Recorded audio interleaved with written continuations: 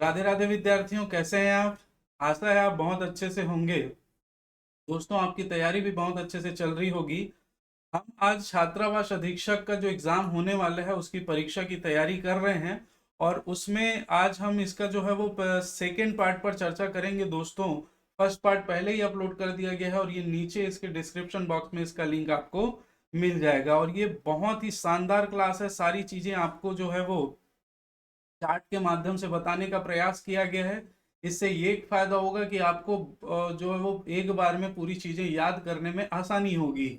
और बहुत ही विस्तृत ढंग से इसका विश्लेषण किया गया है, तो आप पूरा वीडियो देखेंगे आपको बहुत अच्छे से समझ में आ जाएगा।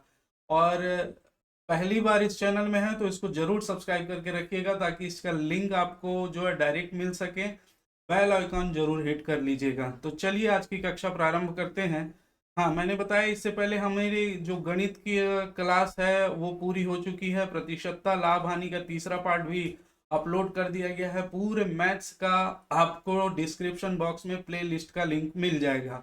और ये हमारी पहली क्लास थी छात्रावास अधीक्षक की शिक्षा एवं मनोविज्ञान। आज हम उसी के सेकेंड पार्ट पर चर्चा करेंगे दोस्तों। ठीक है, चलिए। पहला देखिए, मनोविज्ञान की प्रकृति विज्ञानमयी है। इसके दो पक्ष होते हैं।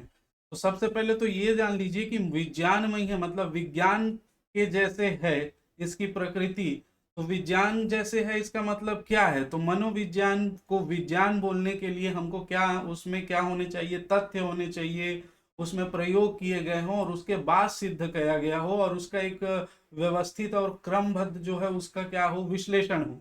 तो इसको ध्यान रखिएगा।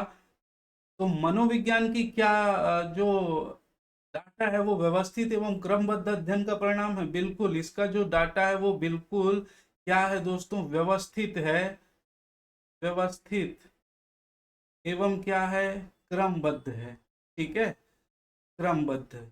तो इसलिए इसको कि मनोविज्ञान को क्या कहा गया, विज्ञान कहा गया। ठीक। दूसरा, जैसे विज्ञान में हम सत्य की खोज करते हैं वैसे ही यहाँ पर सत्य की खोज पर बल दिया जाता है। कोई भी बात सत्य की खोज पर बल दिया जाता है। कोई भी बात मनोविज्ञान में बोल दी गई और उसको वैसे का वैसा मान लिया गया, ऐसा बिल्कुल नहीं है। उसमें बिल्कुल निरीक्षण परीक्षण और अवलोकन करके उसके सिद्धांत में परीक्षण करके उसके किसी निश्चित नियम पर पहुंचा जाता है। ठीक है, तो ये बिल्कुल इसमें भी मनोविज्ञान में किया जाता है। तीसरा हम देखें तो इसमें अभी बताया विज्ञान की भांति इसमें अवलोकन किया जाता है, इसमें विज्ञान की भांति निरीक्षण किया जाता है, परीक्षण किया जाता है, इसके अलावा प्रयोग भी किया जाता है। ठीक है, तो इस कारण जो है वो इसकी प्रकृति क्या है, वैज्ञानिक है। तो मनोविज्ञान जो है उसकी प्रकृति क्या है, विज्ञानमयी है। इसीलिए इसको कहा गया है दोस्तों, इसको ध्यान रखिएगा। चलिए, अब चूंकि मनोविज्ञान की प्रकृति वैज्ञानिक है तो इसके दो पक्ष होते हैं। पहला होता है सैद्धांतिक पक्ष और दूसरा होता है व्यवहारिक पक्ष। ठीक। सैद्धांतिक पक्ष क्या है, तो सैद्धांतिक पक्ष को मौलिक या मूलभूत या शुद्ध पक्ष भी कहते हैं। मूलभूत, मूल जिसका जो मूल है, आधार है, जड़ जो है वो सैद्धांतिक पक्ष के अंतर्गत, और उसका व्यवहार का जो अध्ययन है वो व्यवहारिक पक्ष के अंतर्गत हम करते हैं। और ये अनुप्रयुक्त विज्ञान भी इसको कहा जाता है। सैद्धांतिक पक्ष में मेन क्या होता है दोस्तों, तो इसमें नियम और सिद्धांतों का प्रतिपादन किया जाता है। सैद्धांतिक पक्ष में हम क्या करते हैं, नियम बनाते हैं, सिद्धांत बनाते हैं। और कैसे बनाते हैं, तो इससे पहले मैंने बताया विज्ञान में आप किसी चीज का अवलोकन करेंगे, उसका निरीक्षण करेंगे, उसमें प्रयोग करेंगे, परीक्षण करेंगे और फिर किसी नियम व सिद्धांत का प्रतिपादन करते हैं। ठीक है, और उन्हीं नियम सिद्धांतों का जो सैद्धांतिक पक्ष में प्रतिपादन किया गया है उसका व्यवहारिक प्रयोग, ये काट दीजिएगा, ये है दोस्तों, इसके जगह आप लिखेंगे व्यवहारिक। आपको पीडीएफ में सुधार कर दे दिया जाएगा। अच्छा, इसका पीडीएफ आपको नीचे टेलीग्राम लिंक भी मिल जाएगा, उसे ज्वाइन कर लीजिए। उसमें आपको टेलीग्राम लिंक में इसका पूरा पीडीएफ आपको मिलते जाएगा दोस्तों, है ना। तो व्यवहारिक रूप से प्रयोग किया जाता है। तो सिद्धांत यहाँ पर जो प्रतिपादित किए गए हैं उसका व्यवहारिक पक्ष यहाँ पर क्या किया गया, उसको प्रयोग किया गया। यही है दोस्तों व्यवहारिक पक्ष। अनुप्रयुक्त विज्ञान क्यों कहा जाता है इसको, क्योंकि आप ध्यान रखेंगे अनु मतलब पीछे, प्रयुक्त मतलब इसके पीछे कोई भी चीज अनुप्रयुक्त क्यों कहा गया? अनु मतलब क्या होता है दोस्तों? पीछे होता है, ठीक। और प्रयुक्त मतलब प्रयोग किया गया, प्रयुक्त मतलब क्या हो गया यहाँ पर? प्रयोग किया गया। तो ये जो नियम और सिद्धांत बने, इसके पीछे इसको प्रयोग किया जाता है व्यवहारिक पक्ष में, इसीलिए इसको जो है वो प्रयुक्त अनुप्रयुक्त विज्ञान भी कहते हैं, पीछे प्रयोग किया गया इसलिए। तो इस बात को ध्यान रखिएगा। इसके अंतर्गत सामान्य मनोविज्ञान, असामान्य मनोविज्ञान, सामाजिक मनोविज्ञान, पशु मनोविज्ञान, प्रयोगात्मक मनोविज्ञान, विकासात्मक मनोविज्ञान, संज्ञात्मक मनोविज्ञान और भी शाखाएं हैं जो इसके अंतर्गत आती है। आपको छात्रावास अधीक्षक के लिए ये इंपॉर्टेंट नहीं है। आपको क्या ध्यान रखना है? व्यवहारिक पक्ष। क्यों? क्योंकि शिक्षा मनोविज्ञान जो है व्यवहारिक पक्ष के अंतर्गत आता है। तो आपसे सीधा पूछा जा सकता है नैदानिक मनोविज्ञान, उपचारात्मक मनोविज्ञान, बाल मनोविज्ञान मोस्ट इंपॉर्टेंट किसके अंतर्गत आएगा? तो व्यवहारिक पक्ष के अंतर्गत आएगा। किशोर और प्रौढ़ मनोविज्ञान किसके अंतर्गत आएगा? व्यवहारिक पक्ष। और शिक्षा मनोविज्ञान, और एक और है आपके सिलेबस में, खेल पढ़ना है, खेल मनोविज्ञान किसके अंतर्गत आता है? एक एक प्रश्न, एक एक स्लाइड दोस्तों कई सारे क्वेश्चनों को समाहित किए हुआ है। लास्ट में हम एमसीक्यू पर भी चर्चा करेंगे। आप बड़े धैर्य के साथ इसको देखते हुए चलेंगे, ठीक है। तो यहाँ पर ये सभी व्यवहारिक मनोविज्ञान के अंतर्गत आता है। शिक्षा मनोविज्ञान में हम क्या करते हैं? जो उसकी शैक्षणिक परिस्थिति है उसी के आधार पर उसका अध्ययन किया जाता है, उसके व्यवहार का अध्ययन किया जाता है, वही शिक्षा मनोविज्ञान कहलाता है। तो बेसिकली इसमें बाल, किशोर और प्रौढ़ के मनोविज्ञान का मतलब उसके व्यवहार का अध्ययन करते हैं, और शिक्षा मनोविज्ञान में बालक के जो है वो शैक्षणिक परिस्थिति के अंतर्गत उसके व्यवहार का अध्ययन करते हैं, इसीलिए इसको शिक्षा मनोविज्ञान कहा जाता है। बाल मनोविज्ञान और शिक्षा मनोविज्ञान में बहुत डिफरेंस है, बहुत ढंग से ध्यान रखिएगा, ठीक है। तो ये आप ध्यान रखेंगे, शिक्षा मनोविज्ञान, बाल मनोविज्ञान, किशोर मनोविज्ञान, ये सभी किसके अंतर्गत आएंगे दोस्तों? व्यवहारिक पक्ष के अंतर्गत आते हैं। इसको बहुत ढंग से ध्यान आपको रखना है। चलिए नेक्स्ट हम बात करें, अच्छा, मनोविज्ञान की प्रकृति, ठीक है। मनोविज्ञान किस प्रकृति का है? ठीक है, विज्ञान के प्रकृति में मनोविज्ञान किस प्रकृति का है? एक होता है विधायक विज्ञान जिसको प्राकृतिक विज्ञान भी कहते हैं, और एक होता है नियामक विज्ञान। अब ये दोनों क्या है, बहुत ढंग से इसको समझ लेते हैं, फिर आप ही बताइएगा कि ये किसके अंतर्गत आएगा।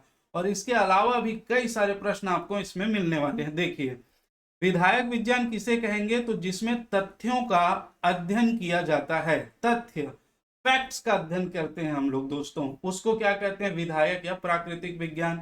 और जिसमें मूल्यों का अध्ययन किया जाता है उसे हम क्या कहते हैं? नियामक विज्ञान, ठीक है। जिसमें तथ्य हो, फैक्ट हो, वो प्राकृतिक विज्ञान, और जिसमें मूल्यों का अध्ययन किया जाए कि वो उसकी दशा कैसी है, वो किसमें आएगा?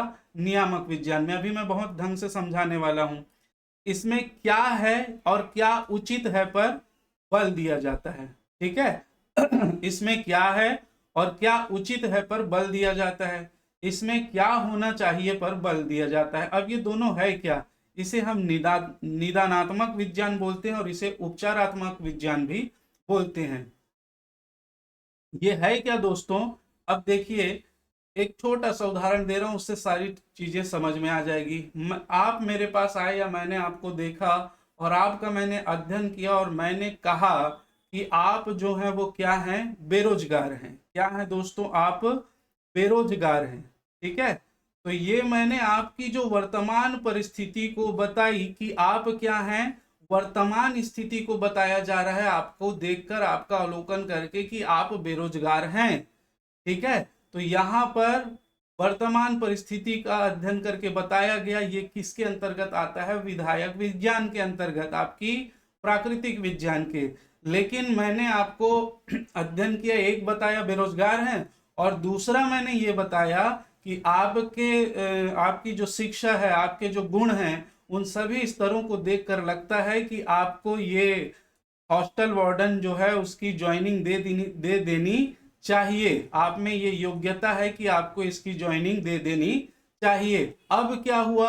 अब इसका क्या किया गया? उपचार किया गया। आप बेरोजगार थे, उसका उपचार किया गया कि आप अब क्या हॉस्टल वार्डन बनने लायक हैं, आपको इसकी जॉब दे देनी चाहिए, ठीक है। उसी अध्ययन में ही पाया मैंने। आपका मार्कशीट देखा और पूरी आपकी क्वालिफिकेशन देखी, आपका एज देखा, लेकिन सबसे पहले मैंने कहा कि आप बेरोजगार हैं, तो वो क्या हो गया, विधायक विज्ञान। लेकिन उसके बाद मैंने कहा आपके मूल्यों को देखकर, आपके क्वालिफिकेशन जो आपके मूल्य थे देखकर, उसको मैंने कहा कि इसमें क्या होना चाहिए, आपको ये नौकरी दे देनी चाहिए। ये क्या हो जाता है, नियामक विज्ञान हो जाता है।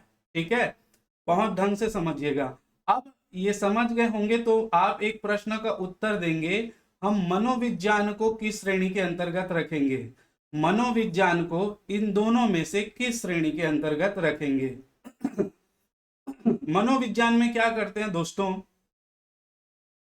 हम मानव के व्यवहार का अध्ययन करते हैं। ठीक, अध्ययन करते हैं, उपचार नहीं करते हैं।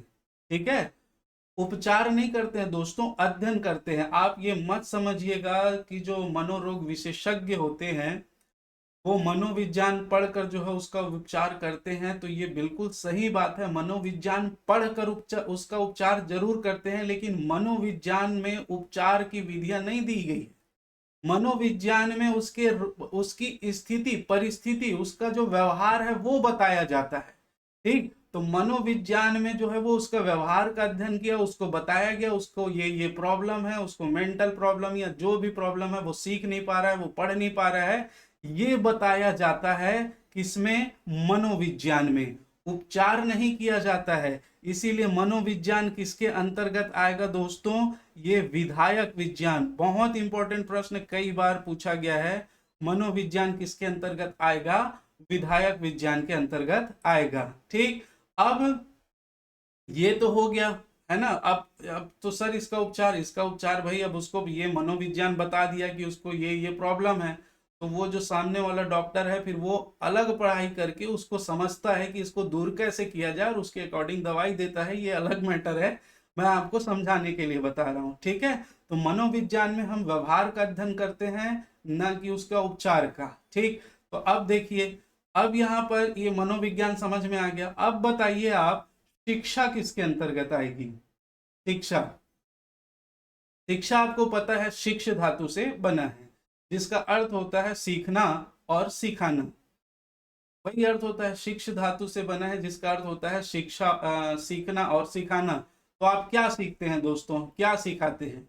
हम हम अगर मान लो मैं शिक्षा मनोविज्ञान की बात करूं, तो उसमें शिक्षा के अर्थ में दोस्तों आप सीखते हैं। जब आप स्कूल जाते हैं तो आपकी जो जो प्रॉब्लम है, आपको पढ़ना नहीं आता, आपको लिखना नहीं आता, आपको बोलना नहीं आता, आपको चलना नहीं आता, आपको कुछ खेलना नहीं आता, तो आप जाते हैं वहां पर स्कूल में, आपको इन सब चीजों का क्या किया जाता है, उपचार किया जाता है। आपके मूल्यों को देखकर आपके अंदर छुपी हुई प्रतिभा को निखारा जाता है, उपचार किया जाता है। तो शिक्षा बहुत ढंग से याद रखेंगे किसके अंतर्गत आएगा, नियामक मनोविज्ञान के अंतर्गत आएगा। क्लियर है, बहुत ढंग से देखिए, पूरी बारीक चीजें, सारी चीजें मैं आपको बताने का प्रयास कर रहा हूं। अब आप एक और प्रश्न का आंसर देंगे, शिक्षा मनोविज्ञान जो है वो, शिक्षा मनोविज्ञान एक अलग सब्जेक्ट है, अलग विषय है, ये किसके अंतर्गत आएगा। बहुत ढंग से और आराम से, क्या कि शिक्षा मनोविज्ञान में हम किसी भी बालक के शैक्षणिक परिस्थिति के अंतर्गत उसके व्यवहार का अध्ययन करते हैं। तो यहाँ भी चूंकि मनोविज्ञान है, व्यवहार का अध्ययन करेगा शैक्षणिक परिस्थिति के अंतर्गत किसी भी बच्चे की, तो ये जो है वो किस में आएगा दोस्तों, ये भी विधायक विज्ञान में आएगा, शिक्षा मनोविज्ञान। शिक्षा मनोविज्ञान।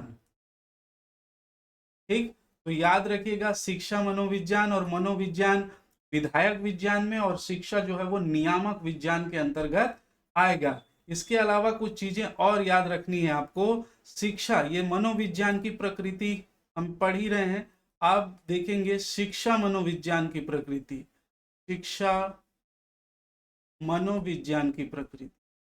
तो शिक्षा मनोविज्ञान की प्रकृति कैसी है, तो सबसे पहले याद रखेंगे ये पूर्णतः जो है दोस्तों वैज्ञानिक, पूर्णतः क्या है, वैज्ञानिक है शिक्षा मनोविज्ञान की प्रकृति। दूसरा, इसमें हम क्या करते हैं, इसे हम व्यवहार का विज्ञान भी कहते हैं, क्योंकि इसमें व्यवहार का अध्ययन किया जाता है शैक्षणिक परिस्थिति के अंतर्गत, इसीलिए इसको व्यवहार का विज्ञान भी कहा जाता है। ठीक है, इसके अलावा इसकी जो है अनुप्रयुक्त अनुप्रयुक्त विज्ञान भी कहा जाता है। किसको? शिक्षा मनोविज्ञान को अनुप्रयुक्त विज्ञान। इसके अलावा इसे धनात्मक विज्ञान भी कहा जाता है, धनात्मक विज्ञान। ठीक है। और इसके अलावा ये अभी हमने देखा विधायक विज्ञान भी कहा जाता है। और ये सारे प्रश्न इंपॉर्टेंट है दोस्तों, विधायक विज्ञान भी कहा जाता है। हो सकता है आने वाले समय में आपको देखने को मिल जाए। ये पूरा बहुत ज्यादा इंपॉर्टेंट है। धनात्मक विज्ञान शैक्षणिक स्तर पर उसका अध्ययन किया गया, उससे क्या हुआ, उसका डेवलपमेंट ही होगा, उसको देखकर उसके डेवलपमेंट किया जाएगा। तो ये धनात्मक विज्ञान के अंतर्गत आता है। विधायक विज्ञान बता दिया, अनुप्रयुक्त बता दिया, व्यवहार विज्ञान और वैज्ञानिक। तो ये जितने भी पॉइंट मैं बताया हूं इसको ध्यान रखिएगा। ये सारा पीडीएफ आपको मिलेगा टेलीग्राम लिंक में, तो टेलीग्राम लिंक आप ज्वाइन कर लीजिएगा। चलिए आगे हम चलें। अब देखेंगे दोस्तों मनोविज्ञान का संप्रदाय। और संप्रदाय ये तो मुख्य संप्रदाय है, इसके अलावा 4 और संप्रदाय देखेंगे जो अलग से। अगर संप्रदाय पूछेगा तो आप 5 पर ही फोकस करिएगा, बाकी 4 जो है उसको सिर्फ जनरल पढ़ने की दृष्टि से ध्यान रखेंगे। तो सबसे पहले बात करें हम संरचनावाद की। संरचनावाद की यदि हम प्रवर्तक की बात करें तो विलियम वुंट है। इसके प्रवर्तक कौन है? विलियम वुंट है दोस्तों। विलियम वुंट ने संरचनावाद का जो है वो प्रवर्तन, उसका जो है वो प्रतिपादन किया था। इसके औपचारिक स्थापना किसने की थी? इसकी औपचारिक स्थापना की थी टिचनर ने। औपचारिक स्थापना किसने की थी? टिचनर ने। यहां पर ध्यान रखिएगा, अगर पूछा जाए अनौपचारिक स्थापना या प्रवर्तक कौन था तो विलियम वुंट था, परंतु संरचनावाद की औपचारिक स्थापना किसने की थी? तो ये की थी कॉर्नेल विश्वविद्यालय अमेरिका में। इसके शिष्य थे 1892 में। किसने? टिचनर ने। और इन्होंने, आप जानते हैं विलियम वुंट ने क्या कहा? दो जो हमारे प्रमुख अवस्थाएं थी जिसमें मनोविज्ञान की जो आत्मा का विज्ञान कहा, एक मन का विज्ञान का, उसको खारिज करके इन लोगों ने क्या कहा कि ये जो है वो चेतना का विज्ञान है। किसका विज्ञान है? चेतना। और चेतना के अंतर्गत इन 3 चीजों के अध्ययन पर इन्होंने बल दिया। इस पर संवेदना पर, भाव पर, प्रतिमा पर, ये 3 तत्व बताया और इसका अध्ययन करने के लिए कहा। और ये क्यों बताया? क्योंकि देखिए समझिए, जब कोई आवाज आती है ना, जैसे बाहर से कोई जोर से आवाज आया, आपकी संवेदना जागी और आपने तुरंत आप आश्चर्य हो गए या डर गए, जो भी भाव आया, आपकी संवेदना जागी और वो भाव आपके दिमाग में गया कि ये आवाज किसका था। अब आपने कैलकुलेट करके एक दिमाग में इमेज बनाई कि ये भाव किसका था? ये भाव कुत्ते का था। ये जो आवाज है वो किसकी थी? कुत्ते की थी। तो सबसे पहले संवेदना, उसके बाद भाव और उसके बाद प्रतिमा का निर्माण होता है। ठीक, तो ये इनका अध्ययन करना चाहिए। ये किसने कहा? विलियम वुंट ने और टिचनर ने। इसके समर्थन में जो है वो संरचनावाद के समर्थक थे एडलर और बेडफोर्ड। सबसे इंपॉर्टेंट चीज, ये प्रथम एवं प्राचीनवाद कहा जाता है। इसको प्रथम एवं प्राचीनवाद कहा जाता है। ठीक, चलिए दूसरे पर बात करें, प्रकार्यवाद। प्रकार्यवाद के समर्थक जो थे दोस्तों, प्रवर्तक थे विलियम जेम्स। ठीक है, विलियम जेम्स ने हार्वर्ड विश्वविद्यालय 1895 में अनौपचारिक रूप से इसको जो है वो स्थापित किया था। प्रवर्तक थे विलियम जेम्स। और सबसे ज्यादा संरचनावाद की आलोचना किसने की थी? तो वो भी विलियम जेम्स ने ही की थी। ठीक है, और इसके संस्थापक माने जाते हैं जॉन डीवी। दोस्तों इसके संस्थापक कौन माने जाते हैं? John Dewey. इन्होंने क्या कहा? संरचनावाद में कहा गया कि चेतना के तत्वों का जो है वो क्या करना चाहिए? उस पर ध्यान देना चाहिए, उस पर अध्ययन करना चाहिए। लेकिन विलियम जेम्स ने कहा कि चेतना के तत्वों पर नहीं, बल्कि चेतना के तत्वों के बजाय उसके कार्य करने की प्रणाली पर ध्यान देना चाहिए कि वो कार्य कैसे करता है, कैसे एग्जीक्यूट करता है। कोई चीजें आती है तो वो संवेदना और भाव और प्रतिमा, ये सब कार्य कैसे करते हैं, इसका जो है वो हमको ध्यान देना चाहिए। ये किसने कहा? विलियम जेम्स ने। इसीलिए इसके वाद को दोस्तों प्रकार्यवाद कहते हैं। प्रकृष्ट रूप से ये कार्य कैसे करती है इस पर ध्यान दिया जाना चाहिए, ये विलियम जेम्स का मत था। सबसे बड़े संरचनावाद के ये आलोचक भी थे। इसके समर्थक थे जॉन डीवी, जो अमेरिकन शिक्षा शास्त्री थे, है ना।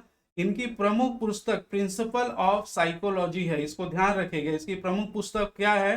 Principle of psychology.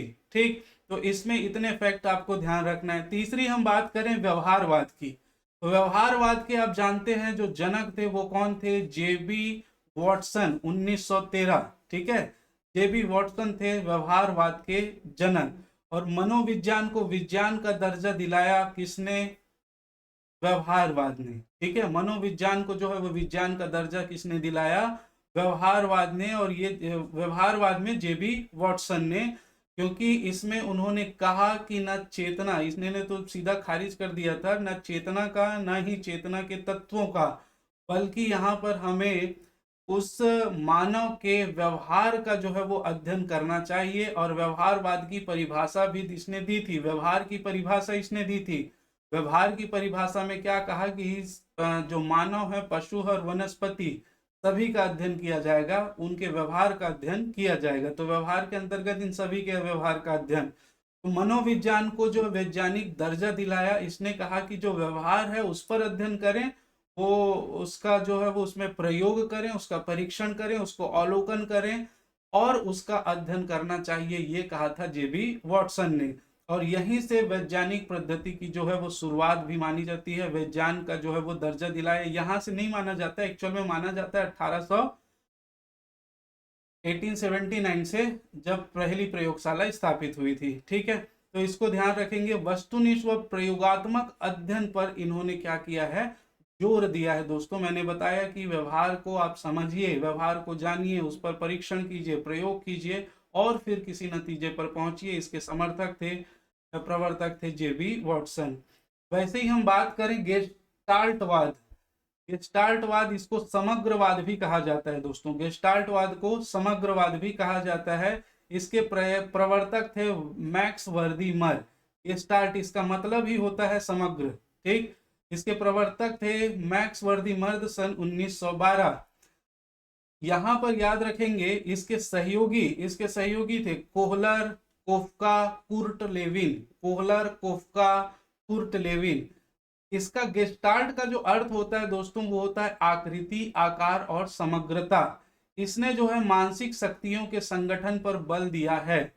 देखिए, इन्होंने कहा कि मनुष्य के दिमाग में जो भी विचार आता है, जो भी चीजें आती है, उसको क्या करिए, पहले समझ लीजिए, उसकी एक आकार डिसाइड कर लीजिए। अब आपको समझ में नहीं आएगा विचार का आकार कैसे डिसाइड करें, तो मैं पुराना ही उदाहरण देता हूं। जैसे आपके दिमाग में किसी आवाज, कोई आवाज आया, तो उस आवाज को क्या करिए, आप उसको एक आकार दीजिए, एक आकृति दीजिए।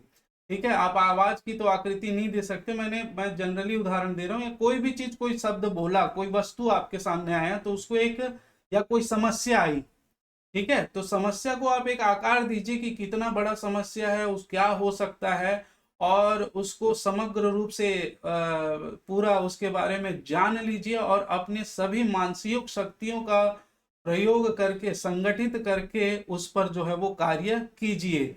ये किसने कहा? गेस्टाल्टवाद ने। ठीक है, तो इसने मानसिक शक्तियों के संगठन पर बल दिया। इसका अध्ययन किया जाना चाहिए कि ये कैसे हो रहा है और इस पर अध्ययन करना अनिवार्य है, ये कहा गेस्टाल्टवाद ने समग्रवाद के अंतर्गत। तो इसको आप ध्यान रखिएगा। ठीक, नेक्स्ट हम बात करें मनोविश्लेषणवाद, और ये किसने जो प्रवर्तक है इसके, ये हैं सिगमंड फ्राइड। मनोविश्लेषणवाद के प्रवर्तक हैं सिगमंड फ्राइड।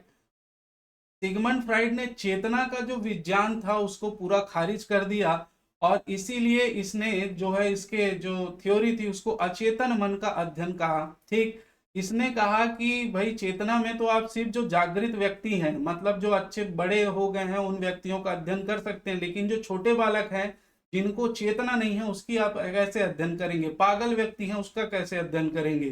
ठीक, तो इसीलिए इसने अचेतन मन का अध्ययन पर जोर दिया। जैसे आप बालक, छोटे बालक हो गए, पागल व्यक्ति हो गया, ठीक है, तो उसका मन तो अचेत है, वो तो कुछ भी करेगा, उसको होश ही नहीं है, चेतना है ही नहीं, तो उसका जो अध्ययन करना चाहिए, ये मनोविश्लेषणवाद में कहा सिगमंड फ्राइड ने। और इसे ही असमान व्यवहार का अध्ययन भी कहते हैं। अब जाहिर सी बात है, पागल जो है एक सामान्य व्यवहार नहीं करेगा, या जो बच्चा अभी अभी पैदा हुआ है, एक साल का है, वो सामान्य व्यवहार नहीं करेगा, है ना। तो इसको असामान्य व्यवहार का अध्ययन कहा, और इसीलिए इसे असामान्य व्यवहार का जनक कहा जाता है।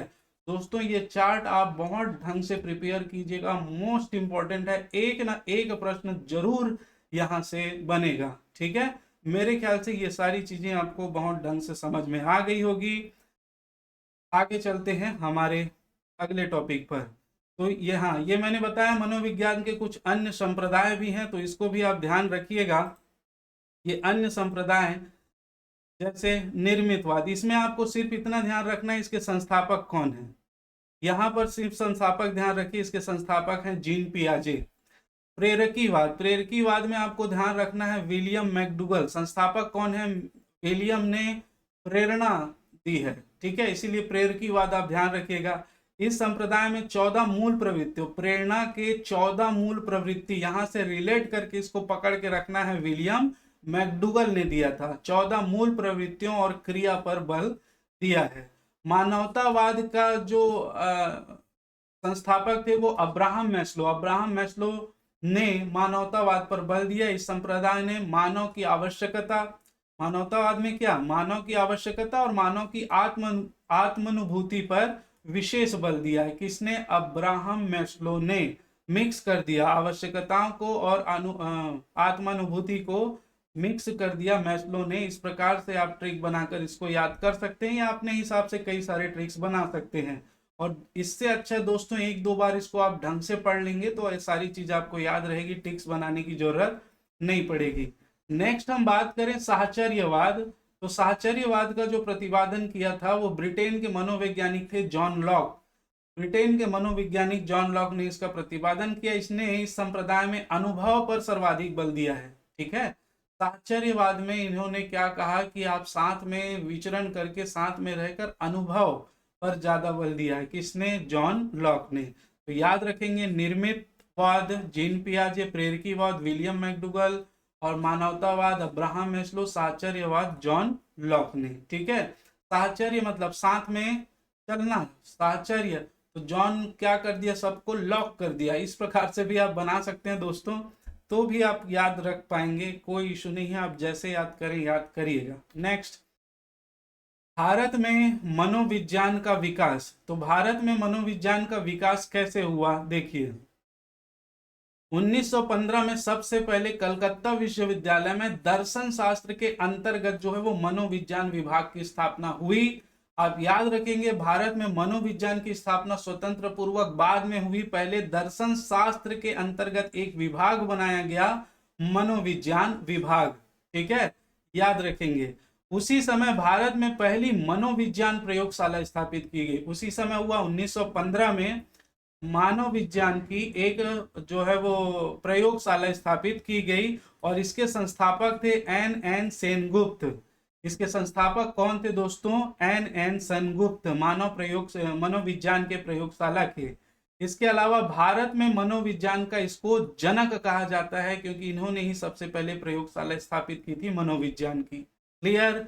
1916 में जो है वो स्वतंत्र मनोविज्ञान विभाग एक बनकर तैयार हुआ, स्वतंत्र मनोविज्ञान विभाग 1916 में, जिसके अध्यक्ष थे गिरिंद्र शेखर बोस 1922। कौन थे अध्यक्ष? गिरिंद्र शेखर बोस 1922 दोस्तों, ठीक। इसके बाद यदि हम बात करें 1924, तो भारतीय साइकोलॉजिकल एसोसिएशन की स्थापना करी थी। किसने? गिरिंद्र शेखर बोस ने ही, ठीक है। गिरिंद्र शेखर बोस स्वतंत्र मनोविज्ञान विभाग के अध्यक्ष थे, और उसके अलावा उन्होंने 1924 में भारतीय साइकोलॉजिकल एसोसिएशन की स्थापना की थी। ये भी दोस्तों आपके लिए मोस्ट इंपोर्टेंट है। 1938 में अनुप्रयुक्त मनोविज्ञान विभाग, एक स्वतंत्र विभाग और बन गया, अनुप्रयुक्त मनोविज्ञान विभाग। खैर इतना डिटेल नहीं जाएगा, परंतु ये जो है वो कई बार पूछा गया है, आप ध्यान रखेंगे। क्लियर है? चलिए, तो ये था हमारा आज का टॉपिक। अब इससे कुछ प्रश्न है, और ये प्रश्न मैं जानता हूं आप बहुत आराम से बना लेंगे। आपके लिए सारी चीजें अब क्या हो जाएंगी, हलवा हो जाएंगी। मनोविज्ञान के संबंध में असत्य कथन है। पहला, मनोविज्ञान व्यवहार का विज्ञान है, बिल्कुल। मनोविज्ञान अनुप्रयुक्त विज्ञान है, बिल्कुल, यह एक धनात्मक विज्ञान है। बिल्कुल, ये भी सही है, यह एक धनात्मक विज्ञान है। ठीक है। और यह एक नियामक विज्ञान है? नहीं, यह एक नियामक विज्ञान नहीं है दोस्तों। यह एक नियामक विज्ञान नहीं है, यह एक विधायक विज्ञान है। क्या है? यह एक विधायक विज्ञान है, ध्यान रखेंगे। मनोविज्ञान क्या है? एक विधायक विज्ञान है। ठीक। चलिए आगे चलते हैं, हम आगे प्रश्न पर चर्चा करते हैं। मनोविज्ञान का वैज्ञानिक काल किस विद्वान के कार्यों से प्रारंभ माना जाता है? मनोविज्ञान का वैज्ञानिक काल John Locke, Spinoza, William James या विलियम वुंट? तो ये विलियम वुंट इसका सही आंसर है दोस्तों। विलियम वुंट ने जब सबसे पहले जर्मनी के ये विद्वान थे, इन्होंने प्रयोगशाला स्थापित की 1879 में, तब कार्ल मार्क्स विश्वविद्यालय में, तब जो है वो मनोविज्ञान का वैज्ञानिक काल प्रारंभ हुआ था, ऐसा माना जाता है। नेक्स्ट बात करें, असामान्य मनोविज्ञान के जनक किसे कहा जाता है? ये बहुत ढंग से अभी हमने पढ़ा। कौन? फ्राइड को। किसको कहा जाता है दोस्तों? फ्राइड को। सिगमंड फ्राइड, इसका पूरा नाम क्या है? Sigmund Freud. ठीक है। सिगमंड फ्राइड ने कहा कि चेतना का विज्ञान नहीं है, इसने कहा कि अचेतन का भी आप क्या करें? अध्ययन करें, और इसे ही असामान्य मनोविज्ञान के जनक के रूप में जाना जाता है। नेक्स्ट प्रश्न, प्रिंसिपल ऑफ फिलोसॉफी पुस्तक के लेखक कौन है? तो यहाँ पर William Wundt, William McDougall, IP पावला और विलियम जेम्स अब भी हम लोगों ने पढ़ा है। बहुत अच्छे से आपको आ रहा होगा। सारे प्रश्न हलवा लगेंगे क्योंकि आपने थ्योरी बहुत अच्छे से देखी और उसको बहुत अच्छे से आत्मसात किया। मनोविज्ञान किस संप्रदाय में तथ्यात्मक एवं वस्तुनिष्ठ विधियों के अध्ययन पर बल देता है? दोस्तों आप अब भी पढ़े हैं व्यवहारवाद में। इसमें व्यवहारवाद में जो है वो तथ्यात्मक एवं वस्तुनिष्ठ विधियों के अध्ययन पर जो है वो बल दिया जाता है। नेक्स्ट, भारत में प्रथम मनोविज्ञान प्रयोगशाला की स्थापना की गई थी 1915, और ये थे कौन? एन सेनगुप्त। एन सेनगुप्त। ठीक है। नेक्स्ट हम बात करें क्वेश्चन 7, मानसिक शक्तियों के संगठन पर बल दिया गया किसके द्वारा?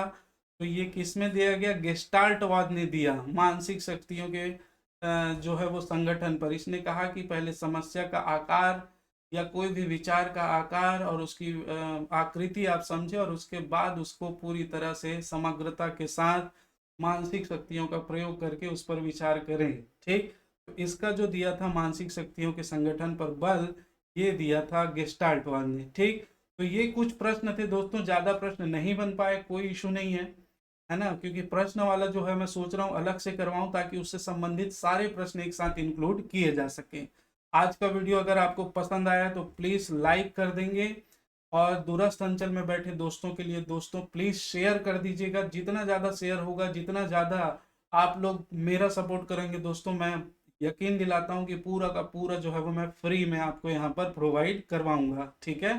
तो आप प्लीज शेयर कर दीजिए, लाइक कर दीजिए, और अपने सुझाव जरूर दीजिए, कमेंट जरूर कीजिएगा। आपका कमेंट ही मेरे लिए काम करता है पावर का, शक्ति का। ठीक। तो आज के लिए इतना ही। आप सभी का बहुत बहुत धन्यवाद। जय हिंद, जय भारत।